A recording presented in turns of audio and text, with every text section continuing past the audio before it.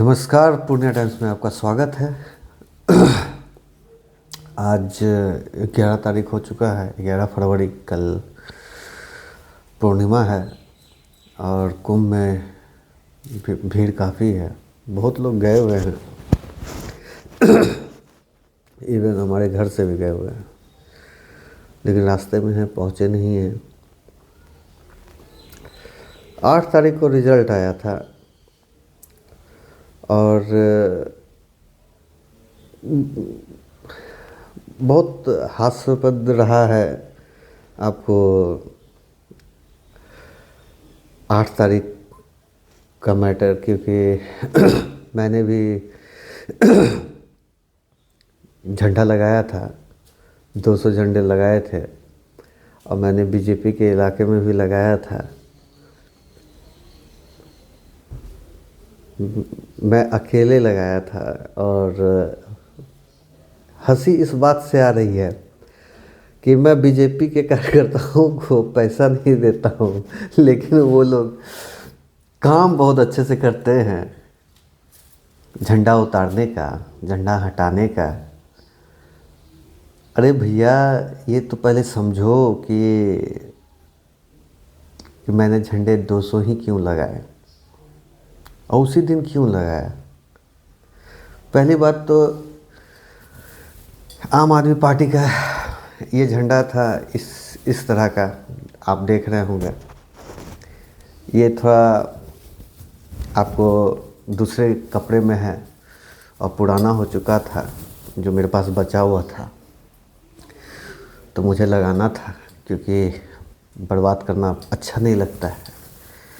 तो कम से कम लोग को मैसेज चला जाए कि हाँ, आम आदमी पार्टी अभी भी स्टैंड कर रही है। ठीक है, तो मैंने ये वाला लगा दिया। लेकिन अभी जो हमारा जो आया है नया झंडा, ये देखिए, इसका क्वालिटी देखिए, ये है। तो इसको लगाने से पहले मैंने ये लगा करके तय किया कि आखिर ये लोग क्या करते हैं, क्योंकि 200 ही झंडे थे हमारे पास और वो जो इस कपड़े का है, तो ये आपको आई थिंक कि 2,500-3 हज़ार के लगभग है। तो लगाने से पहले सुनिश्चित भी करना चाहते थे कि हमारा बीजेपी के जो कार्यकर्ता है, जिनको मैं पैसा नहीं देता हूँ, वो काम किस तरह से करते हैं। तो ये तो पता चल गया कि आप छल बल कल से जीत हासिल करना चाहते हैं। इसी से पता चलता है कि आप कोई भी काम को किसी भी तरह से इख्तियार कर सकते हैं, ये भी पता चलता है। पता है बीजेपी और आम आदमी पार्टी में फ़र्क क्या है? बीजेपी ही नहीं, आपको और सभी जो पार्टियां हैं, कुछ पार्टियां, और सब पार्टियों के बारे में नहीं बोलूँगा, कुछ पार्टियां जैसे कि लोजपा हो गई, आपको मांझी जी की पार्टी हो गई, हम जदयू हो गई। तो उसमें क्या है कि ये लोग कार्यकर्ता को नौकर बना के रखते हैं, ये लोग नौकर पालते हैं, और आम आदमी पार्टी लीडर पालता है। वो हर एक कार्यकर्ता को लीडर बनाता है। और बीजेपी वाले क्या करते हैं? अब जैसे कि हमारे पूर्णिया में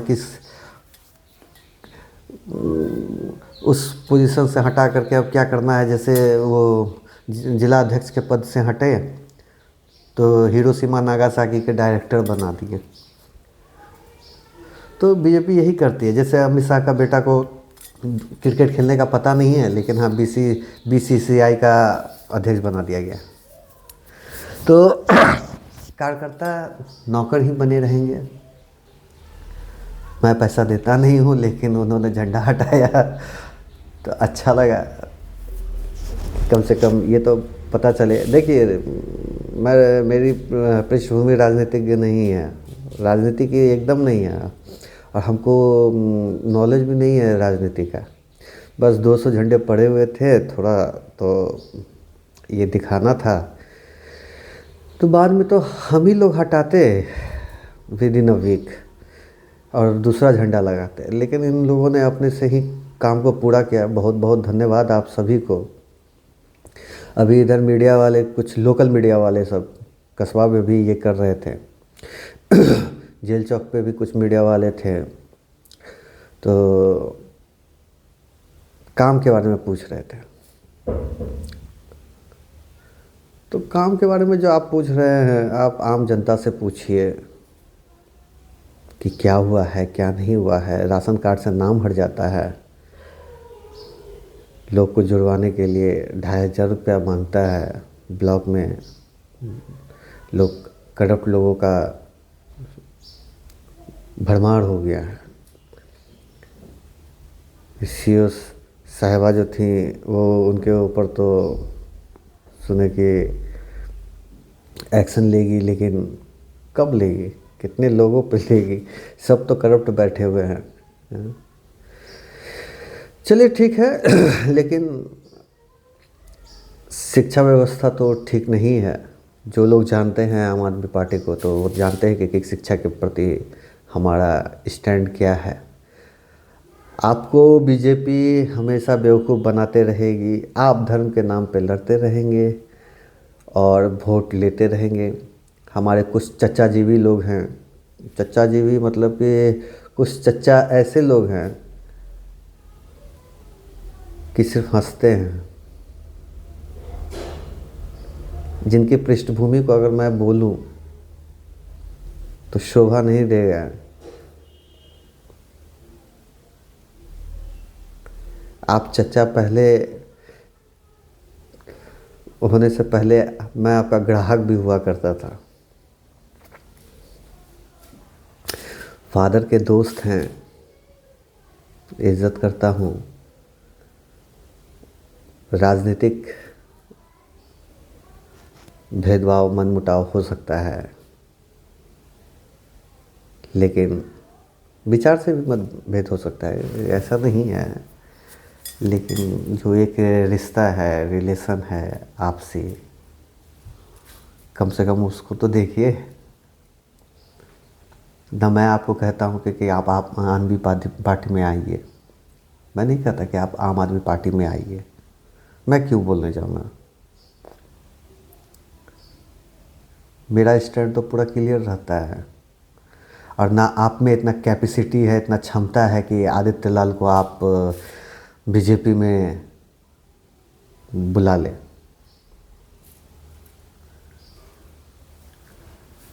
ये क्षमता नहीं है बीजेपी वालों में। आप मुझे लालच कितना देंगे? आप हमको बताइए ना, क्या देंगे, किस चीज़ का देंगे? 2-3 जगह से तो ऑफर आया था, ऑन टेबल आया था, सब कुछ मिलता, गाड़ी मिलती, स्कॉर्पियो मिलता, ड्राइवर मिलता, तब तो मैंने लिया ही नहीं। खैर, मैं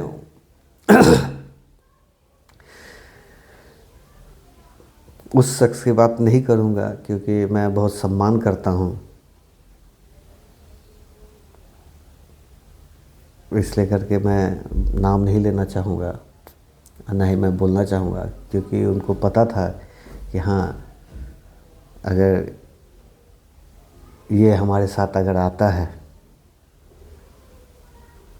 तो पूर्णिया में विधायक का कुनबा खोद देगा, बीजेपी के विधायक का कुनबा खोद देगा, वो जानते हैं। तो खैर कोई दिक्कत नहीं है, आप अपने पार्टी में बने रहिए। मैंने बीजेपी के गढ़ में, टाउन में इसलिए लगाया था क्योंकि मुझे देखना था कि वो झंडा कितनी देर में हटता है। लगाने के बाद रात्रि बेला में कार्य शुरू था, और मॉर्निंग वॉक पे मैं जब निकला तो झंडा नहीं दिखा। तो मुझे पता चल गया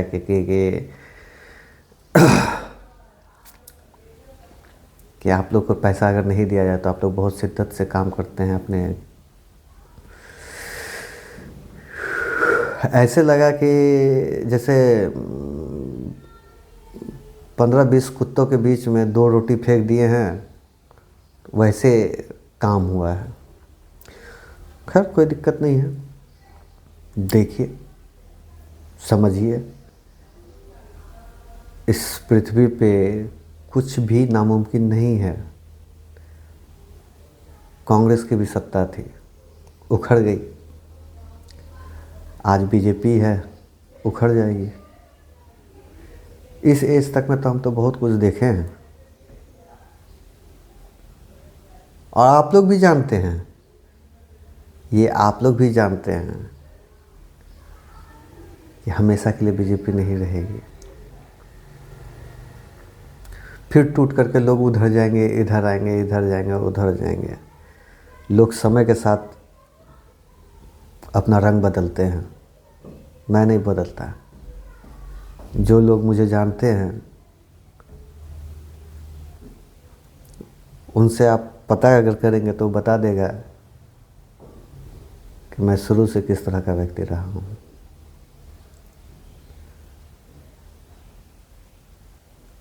लाल गमछा गले में लगा लेना और अपने आप को बहुत एक अलग पर्सनालिटी समझना, ये बेवकूफ़ी की निशानी है।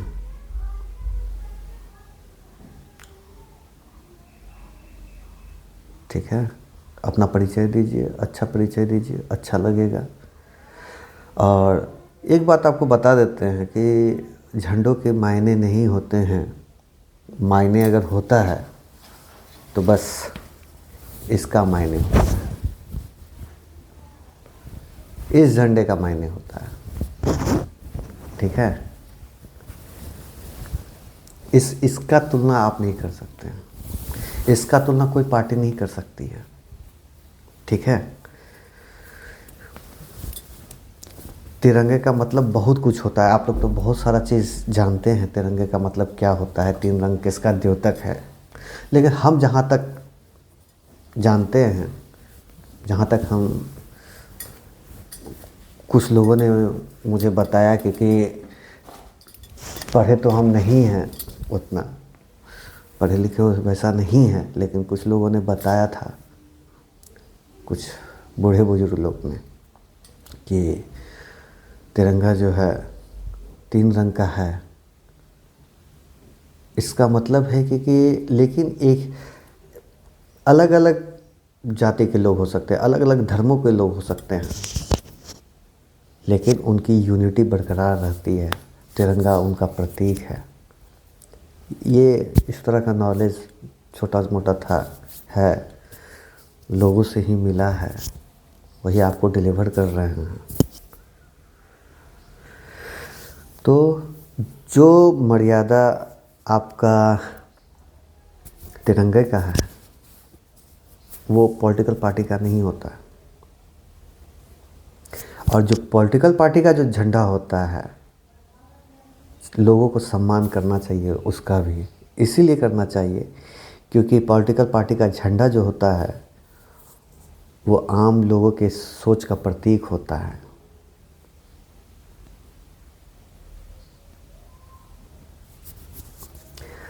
तो अगर हम झंडे के साथ अगर दुर्व्यवहार कर रहे हैं तो आप उस सोच के साथ दुर्व्यवहार कर रहे हैं, उस सोच के व्यक्ति विशेष के साथ दुर्व्यवहार कर रहे हैं। आप राजनीति करने आए हैं, इसको आप पॉजिटिव राजनीति कीजिए। इसे आप जिस तरह की पॉलिटिक्स कर रहे हैं, राजनीति कर रहे हैं, इसे डर्टी पॉलिटिक्स कहा जाता है। ये सारे शब्द हमारे बूढ़े बुजुर्ग लोगों का है, जिन्होंने बहुत अच्छा काम किया था अपने अपने जगह क्षेत्रों के लिए। तो इस तरह की राजनीति नहीं करनी चाहिए, ये शोभा भी नहीं देता है। तो झंडे का मतलब तो आप समझ गए होंगे कि इतना क्लास तो सही है ना, इतना चीज़ तो सही बताया ना। अगर सही नहीं है तो बताइएगा, हम सीखने के लिए तो हमेशा तत्पर रहते हैं, कुछ नया सीखने के लिए हमेशा तत्पर रहते हैं। एक चीज़ हमेशा याद रखिएगा कि बीजेपी ने दिल्ली में कहा है वो 2500 देंगे या ना दें, हमको उससे कोई मतलब नहीं है। शिक्षा व्यवस्था अच्छी हो जाए, क्योंकि वही आपके बच्चे के भाग्य का निर्माण वहीं पे होगा, भविष्य का निर्माण वहीं पे होगा। दूसरी बात, 500 रुपये में सिलेंडर जब आप वहाँ पर दे सकते हैं, तो बिहार के लोगों को, आपकी सरकार है, क्यों आप ऐसा करते हैं? शोभा देता है? शोभा देता है? ये शोभा नहीं देता है, नहीं। चलिए खैर, ज़्यादा अभी मैं नहीं बोलना चाहूँगा, क्योंकि बहुत बात है। लेकिन मैं बीजेपी में आऊँगा, लेकिन कैसे आऊँगा अब मैं आपको बता देता हूँ। बीजेपी में मैं तब आऊँगा जैसे नरेंद्र मोदी ने अपने बीवी को छोड़ दिया था, अपनी पत्नी को छोड़ दिया था। धर्म उसे कहा जाता है जो अपने परिवार के साथ रह करके उसका निर्वाह करे और समाज को भी देखे, उसे धर्म कहा जाता है। धर्म ये नहीं होता है कि आप हिंदू हैं या मुस्लिम हैं। इसलिए मैं कह रहा हूँ कि मैं बीजेपी में तब आऊँगा जब मैं अपनी बीवी को, अपनी पत्नी को छोड़ दूँगा, तब मैं बीजेपी में आऊँगा। क्योंकि ये प्रोसेस होता है बीजेपी में जाने का, ये सारा प्रोसेस है। जैसे नरेंद्र मोदी जी अपनी पत्नी को छोड़ दिए, तो वैसे मैं भी जिस दिन छोड़ दूँगा, मैं भी आरएसएस ज्वाइन कर लूँगा, बीजेपी ज्वाइन कर लूँगा। ठीक है, चलिए ज़्यादा समय नहीं लूँगा। बहुत ज़्यादा पिछला वीडियो 40 मिनट का बन गया था, लेकिन आप लोगों ने बहुत अच्छा व्यूज़ उसमें आए। मुझे नहीं पता था कि इतना भी व्यूज़ आ जाएगा। मुझे लगा कि 15-20 व्यूज़ आ गए तो बहुत बड़ी बात है, लेकिन 100 को आपने ये कर दिया। चलिए ठीक है, अच्छी बात है। तो देखते हैं आगे। जिला कार्यालय आम आदमी पार्टी का ओपन होने वाला है, इनॉग्रेशन होने वाला जिला कार्यालय। इसकी अग्रिम सूचना मैंने आपको दे दी है। 15 फरवरी 2025 को पार्टी ने परमिशन भी ग्रांट कर दिया है जिला कार्यालय के लिए। तो उम्मीद है कि काम अब आप लोगों को भी दिखेगा। और बीजेपी, हाँ एक चीज़ और बताना चाहते हैं कि बीजेपी हमारा कंटेंडर नहीं है। आप लोग सोचते होंगे मैं आपको बता दूं कि मैं पूर्णिया से हूँ। अगर लोग को लगता है कि बीजेपी मेरा मेन कंटेंडर है,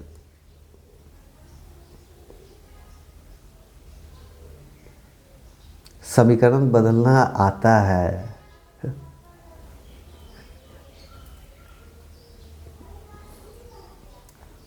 जो मुझे जानते हैं वो जानते हैं कि आदित्य जो है वो समीकरण बदलना जानता है। मेरा मेन, हम कभी भी बीजेपी को लेकर के हमको हंसी आती है, सिर्फ हंसी आती है, हम ज़्यादा नहीं।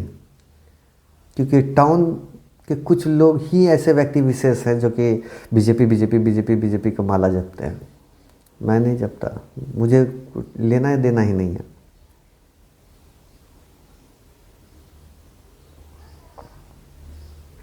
मेरे लिए सिर्फ और सिर्फ मुझे जो सोचना है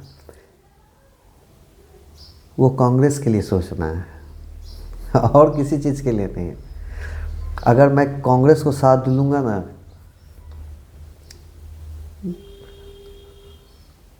तो विधानसभा निकल जाएगा। और कुछ क्षेत्रीय पार्टी हैं जिनको साधना होगा, तो उसके लिए आप निश्चिंत रहिए। पूर्णिया का बेटा हूँ, अपने पूर्णिया वाले को बहुत अच्छे से पहचानता हूँ, जानता हूँ। उनके रगों में भी वही खून बहता है जो मेरे रगों में बहता है। बीजेपी वालों से बस इतना ही निवेदन है कि आप हिंदुत्व के ऊपर अगर बोलना चाहते हैं कि हम हिंदू हैं, बहुत हिंदुत्व अगर करना चाहते हैं तो कीजिए, अच्छी बात है। कम से कम आप स्कूल जो भेज रहे हैं अपने बच्चे को कॉन्वेंट में, तो वहाँ पर हिंदू से पढ़वाइए ना, क्यों आप क्रिश्चियन से या मुस्लिम से पढ़वाते हैं? क्यों कॉन्वेंट स्कूल भेजते हैं?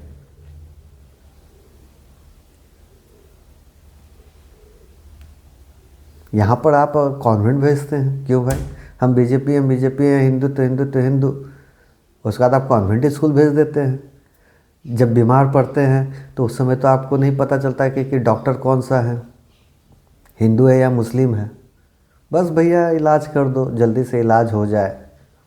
जब घर में कोई काम करवाना रहता है तो हिंदू मुस्लिम कुछ नहीं देखते हैं कि राजमिस्त्री आपका हिंदू है या मुस्लिम है। हाँ, जब आपको ब्लड का ज़रूरत पड़ता है तो भैया जल्दी से ब्लड भाई चढ़वा दो भैया, हिंदू है या मुस्लिम है वो भी नहीं, आप नहीं देखते हैं। ये नहीं होना चाहिए। हिंदुत्व ये नहीं सिखाता है, हमारे श्री राम ये नहीं सिखाते हैं। मर्यादा पुरुषोत्तम नाम क्यों पड़ा उनका? आप लोग अमर्यादित व्यक्ति हैं जो श्री राम के सोच को अपने तरीके से इम्प्लीमेंट कर रहे हैं, इसीलिए आप लोग अमर्यादित हो गए हैं। नहीं तो श्री राम एक नज़र से सब पे देखते हैं।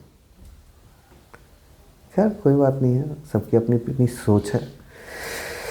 चलिए ज़्यादा समय नहीं लेंगे और मैं चाहूँगा कि मैं ज़्यादा से ज़्यादा नॉलेज गेन करूँ और ज़्यादा से ज़्यादा लोगों से मिल करके उनका विचार को एक्सेप्ट कर सकूं और आप तक भी पहुंचा सकूं, आप भी मुझे समझ सकें कि मेरी सोच क्या है।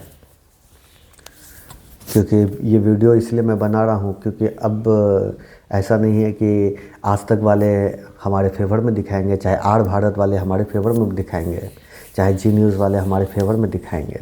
ऐसा नहीं है, क्योंकि ये सब सारे बिके हुए चैनल हैं। ठीक है, तो ये सब चीज़ नहीं होना चाहिए। तो खैर देखते हैं, अभी तो चुनाव होना बाकी है और सभी स्टेट में होना बाकी है जिसमें अपना बिहार भी आता है। तो मुझे तो अपने बिहार के लिए सोचना है, अपने पूर्णिया के लिए सोचना है। ठीक है, तो इजाज़त दीजिए, धन्यवाद।